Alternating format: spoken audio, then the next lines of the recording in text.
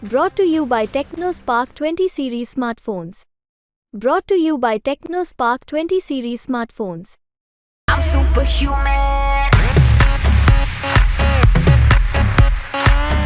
कांग्रेस में इतनी जान अगर नजर आ रही है तो निश्चित रूप से उसके पीछे राहुल गांधी और प्रियंका गांधी हैं, मगर तीसरा कौन है? अब गमले में लगे हुए बोनसाई जो हैं वो सचिन पायलट को अपने कद के अनुसार देखा करते थे, और जब वक्त आया है तो फिर सचिन पायलट कांग्रेस के तरफ से इस देश के तीसरे सबसे पॉपुलर नेता बनकर उभरे हैं।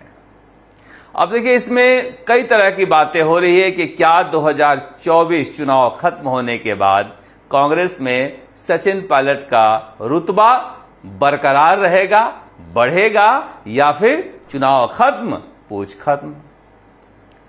सब कुछ डिपेंड करता है कि कांग्रेस का परफॉर्मेंस कैसा रहता है और क्या ये पॉपुलैरिटी भारी भी पड़ सकती है और सचिन पायलट को केंद्र में भी रखा जाएगा।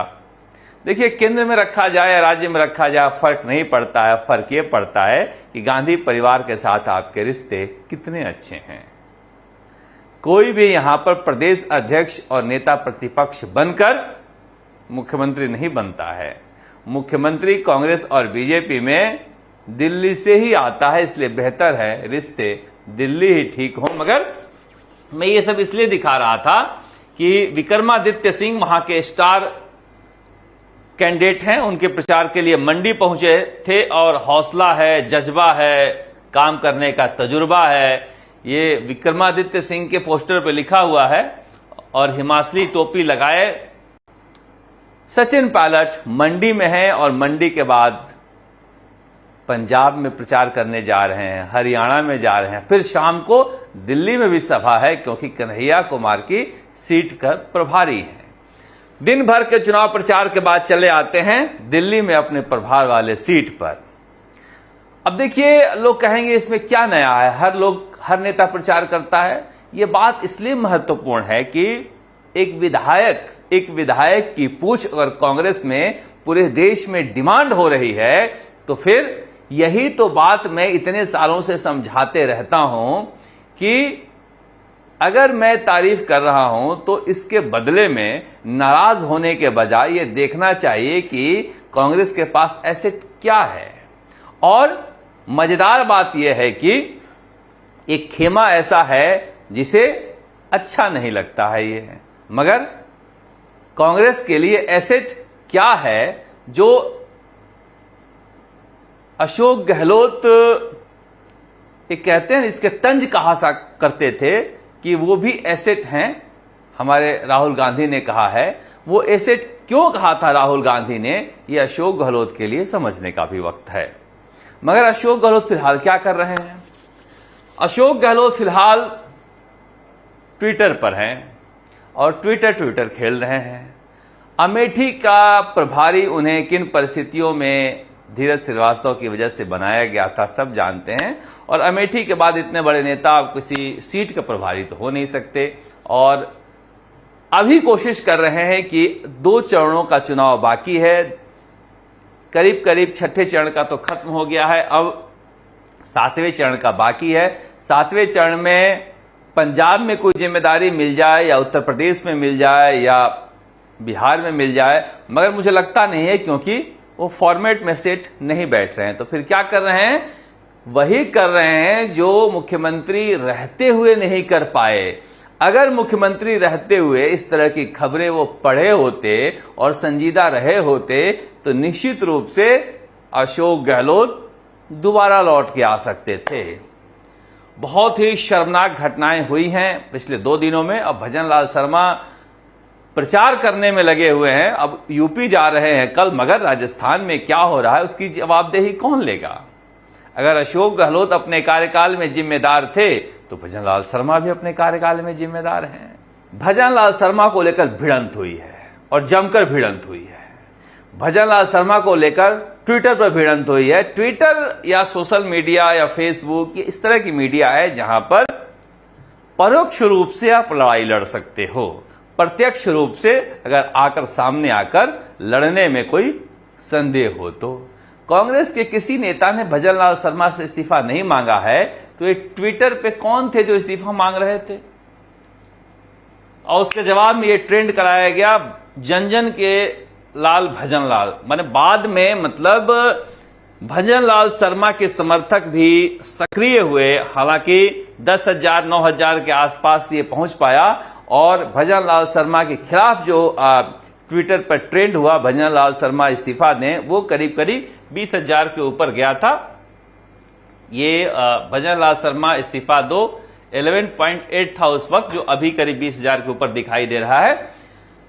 अब इसकी कहानी बहुत दिलचस्प है, और इसकी कहानी दिलचस्प इसलिए है कि भजनलाल शर्मा को लेकर जैसे जैसे चुनाव की खबरें आ रही है और सोशल मीडिया पर लोग बैठे बैठे जो कुंठा निकाल रहे हैं या फिर कुंठित हैं, उन्हें कोई गली मिल रही है।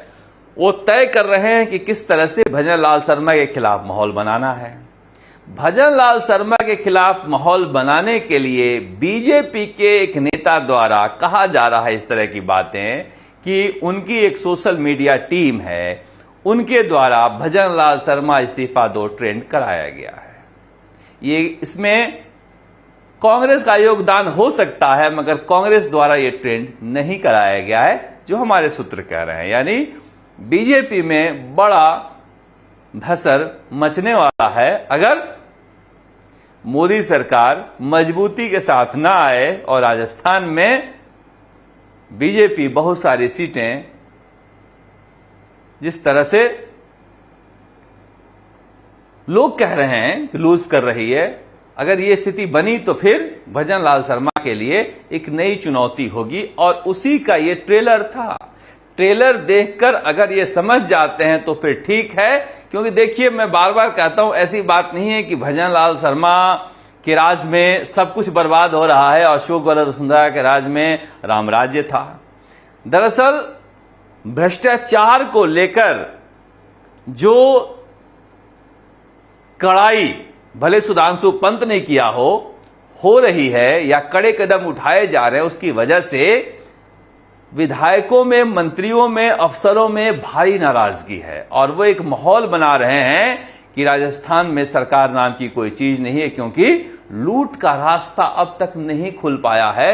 हां, कहीं कहीं दरवाजे खोल रहे हैं ये, मगर भजनलाल शर्मा को डॉक्टर किरोड़ीलाल मीणा जैसे नेताओं को साथ रखना होगा और जो भ्रष्टाचार गहलोत सरकार में हुआ है उसकी जांच करानी होगी। मसलन जो खाद्य गोदाम के घोटाले का अशोक गहलोत के करीबी व्यवसायी का नाम लेकर डॉक्टर किरोड़ीलाल मीणा ने पत्र लिखा है या मामला उठाया है, उसे इस आधार पर खारिज नहीं करना होगा जिस आधार पर अशोक गहलोत खारिज करते थे कि किरोड़ीलाल तो फितरती है। भजनलाल शर्मा भी अगर यही सोचे कि डॉक्टर साहब का काम ही चिट्ठी लिखना, तो फिर उनकी गंभीरता खत्म होती जाएगी। डॉक्टर किरोड़ीलाल मीणा को गंभीरता से लेना पड़ेगा और उनके दिए हुए कागजात पर कार्रवाई करेंगे तो आगे बढ़ पाएंगे। जल जीवन मिशन घोटाला जो है वो इतना बड़ा घोटाला उजागर हुआ है, कितने लोगों को राहत मिली है आप समझ नहीं सकते। किरोड़ीलाल मीणा को उसके लिए धन्यवाद देना चाहिए। कोई तो है, वरना चोर चोर मौसरे भाई चलता रहता। इसीलिए कहा जा रहा है कि ये ट्रेंड जो किया गया है, इस ट्रेंड कराया गया है, उसके पीछे की पूरी राजनीति समझनी होगी। पहली बार किसी सिटिंग सीएम के लिए इस तरह से देश भर में ट्विटर पर ट्रेंड कराया गया है इस्तीफा देने के लिए। खैर, चलते रहता है, ये सियासत है, सियासत में कोई किसी का होता नहीं है। मगर गोविंद सिंह डोटासरा प्रदेश अध्यक्ष हैं, प्रभारी बने अमेठी के अशोक गहलोत, बुलाया नहीं, अब जाएं कहां। ज्यादातर नेता वहां लगे हुए थे राजस्थान के, तो अमेठी चले गए, उसके बाद दिल्ली चले गए। ट्विटर पर कोई तस्वीर आ नहीं रही है, कहां चुनाव प्रचार कर रहे हैं। आ जाएगी, आज मैं कह रहा हूं, उसके बाद आ जाएगी। फिर उन्होंने सही रास्ता अपनाया। एक जगह है जो आसानी से जाकर प्रचार कर सकते हैं और वो रास्ता है और वो जगह है सुखजिंदर सिंह रंधावा के यहां गुरदासपुर। आज शाम तक या कल सुबह तक तस्वीर उनकी भी आ जाएगी। वही एक ऐसे नेता हैं जो राजस्थान के चुनाव खत्म होने के बाद देश भर में कहीं चुनाव प्रचार में जा नहीं पाए, और जिसकी वजह से देखो नेताओं में कितनी बेचैनी होती है। हनुमान बेनीवाल जैसे नेता जो लोकसभा विधानसभा चुनाव में जिनका हेलीकॉप्टर रुकता नहीं था, कितना मुश्किल है घर में 4 तारीख तक का इंतजार करना, आप ये समझ नहीं सकते हैं। ये नेता के दिल पर क्या बीतती है ये आप नहीं समझ सकते हैं। नेता को अकेले में थप्पड़ मार दो सह लेगा, मगर दुनिया के सामने बेइज्जती बर्दाश्त नहीं करता। और नेता, मरता हुआ नेता भी अगर भीड़ दिखा दो और माइक दे दो तो फिर उसमें जान लौट आती है। इसीलिए सारा मसला पूछ का है। अशोक गहलोत घर बैठाए गए हैं, मगर उनका दिमाग फुर्सत में कितना चल रहा होगा कुछ दिन बाद सामने आने वाला ही है। 4 जून की बात की कहानी बड़ी दिलचस्प होने वाली है। आप मेरी बात पर गौर फरमाइएगा।